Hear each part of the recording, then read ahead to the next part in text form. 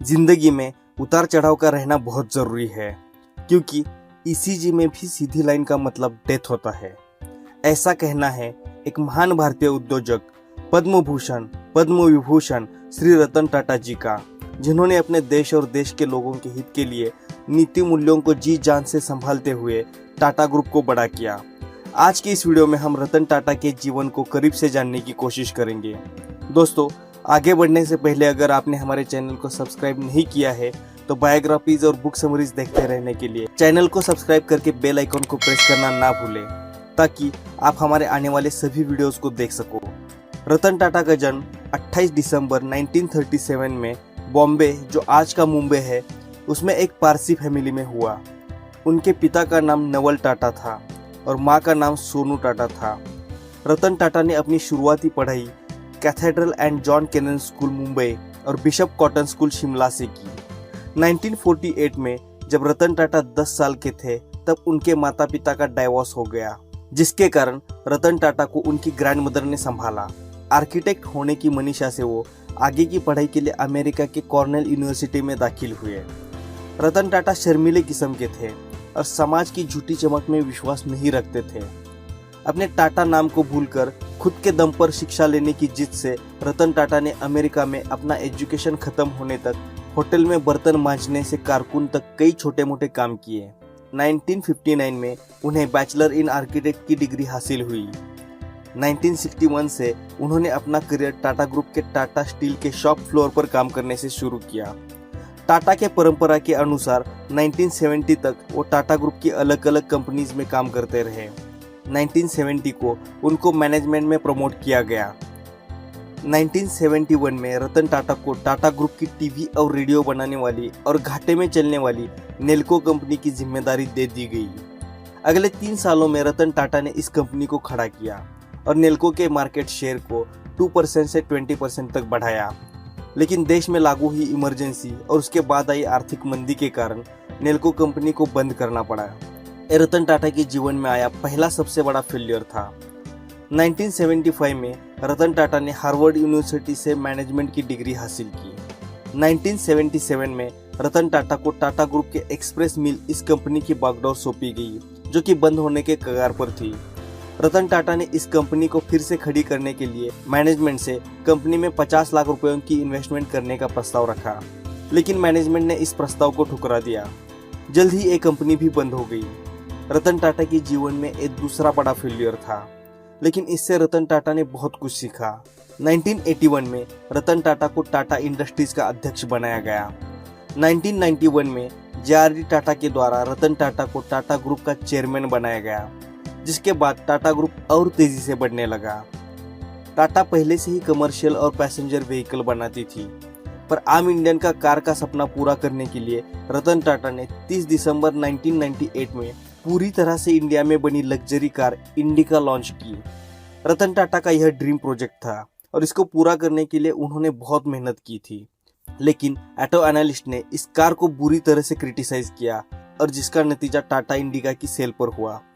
Tata indica को market से अच्छा रिस्पॉन्स नहीं मिला और 1 साल के अंदर अंदर टाटा इंडिका फ्लॉप हो गई, जिससे टाटा मोटर्स को बहुत नुकसान हुआ। जिसके बाद रतन टाटा को अपने फैसले को लेकर तमाम आलोचनाओं का सामना करना पड़ा।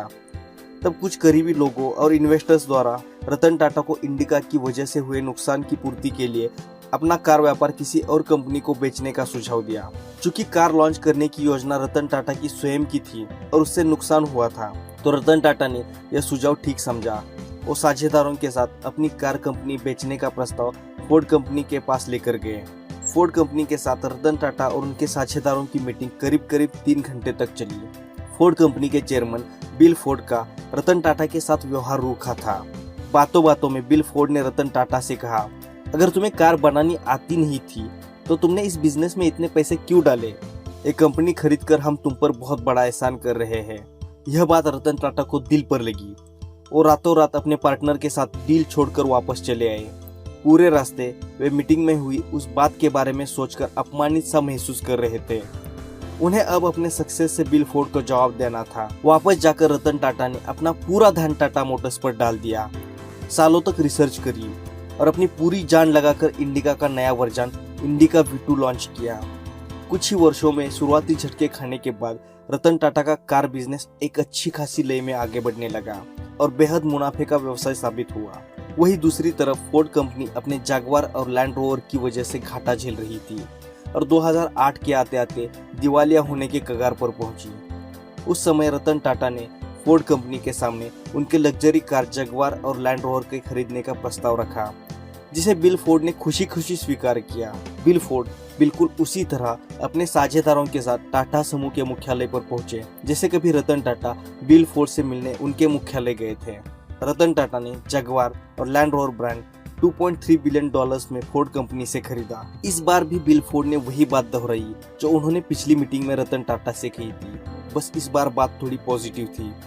बिल फोर्ड ने रतन टाटा से कहा, आप हमारी कंपनी खरीदकर हम पर बहुत बड़ा एहसान कर रहे हैं। आज जगुआर और लैंड रोवर टाटा समूह का हिस्सा है और बाजार में बेहतर मुनाफे के साथ आगे बढ़ रहा है। रतन टाटा अगर चाहते तो बिल फोर्ड को उसी मीटिंग में करारा जवाब दे सकते थे, लेकिन रतन टाटा अपने सफलता के नशे में चूर नहीं थे। यही वो गुण है जो एक सफल और महान इंसान के बीच का अंतर दर्शाता है। जगुआर और लैंड रोवर की तरह रतन टाटा ने कई सारी कंपनीज को खरीदा। सन 2000 में टाटा ने कनाडा की tea bags inventor company Tetley को खरीदा और दुनिया की सबसे बड़ी टी बैग्स बनाने वाली कंपनी बन गई। किसी भी इंडियन कंपनी की फॉरेन कंपनी को टेक ओवर करने वाली ये सबसे बड़ी डील रही। 2004 में साउथ कोरिया की डेवू कमर्शियल व्हीकल को रतन टाटा ने खरीदा, जिसका नाम बाद में टाटा डेवू कमर्शियल व्हीकल रखा गया। 2007 में टाटा ने लंदन के कोरस ग्रुप को खरीदा, जो कि एक स्टील कंपनी थी, जिसका नाम बाद में टाटा स्टील यूरोप रखा गया।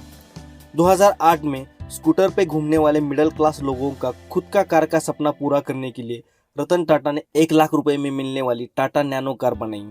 शुरू में इस कार को अच्छा रिस्पांस मिला, लेकिन बाद में एक चीप कार ऐसी इसकी इमेज बनी जिससे टाटा नैनो फ्लॉप हो गई। इंटरनेट की पावर को जानते हुए रतन टाटा ने कई सारी ऑनलाइन पोर्टल्स में निवेश किया, जैसे कि Ola cabs, Paytm, Xiaomi, Snapdeal, Zivame, कैशकरो.com, फर्स्ट क्राई, लेंसकार्ट, कारदेखो.com, क्याझुंगा, BlueStone, Urban Ladder, etcetera etcetera. 28 दिसंबर 2012 को 75 साल की उम्र में रतन टाटा ने टाटा ग्रुप के चेयरमैन पद से इस्तीफा दिया और साइरस मिस्त्री को चेयरमैन बनाया। बाद में रतन टाटा ने साइरस मिस्त्री को चेयरमैन पद से हटाया, जिसके कारण उन पर तानाशाह होने का आरोप लगा, जो कि गलत था। इस टॉपिक के ऊपर हम दूसरी वीडियो में विस्तार से बात करेंगे। रतन टाटा आजीवन कुंवारे रहे। उन्हें किताबों और जानवरों से ज्यादा लगाव है और वो उनके 2 कुत्तों के साथ कुलाबा के एक फ्लैट में रहते हैं। टाटा ग्रुप की परंपरा की तरह रतन टाटा ने नीति और मूल्यों को पालते हुए अपने 21 साल के करियर में टाटा कंपनी का रेवेन्यू 40 गुना और प्रॉफिट 50 गुना से बढ़ाया। आज टाटा ग्रुप की 100 से ज्यादा कंपनीज है जो 150 से ज्यादा देशों में ऑपरेट करती है और जिसमें 7 लाख से ज्यादा एम्प्लॉयज काम करते हैं। देश के प्रति जिम्मेदारी और प्यार के लिए टाटा ग्रुप अपने प्रॉफिट का 66% हिस्सा देश को डोनेट करती है। रतन टाटा को कई सारे पुरस्कारों से नवाजा गया, लेकिन साल 2000 में पद्म भूषण और साल 2008 में पद्म विभूषण, जो भारत का दूसरा सबसे बड़ा पुरस्कार है, उससे रतन टाटा को नवाजा गया। दोस्तों, ये थी रतन टाटा की कहानी। दोस्तों, अगर आपको ये कहानी अच्छी लगी है तो इस वीडियो को लाइक करें, अपने व्यूज कमेंट करें, अपने दोस्तों के साथ इस कहानी को शेयर करें और मोटिवेशनल वीडियोस, बायोग्राफीज और बुक समरीज देखने के लिए हमारे चैनल को सब्सक्राइब करना ना भूलें। Finally, thanks for watching.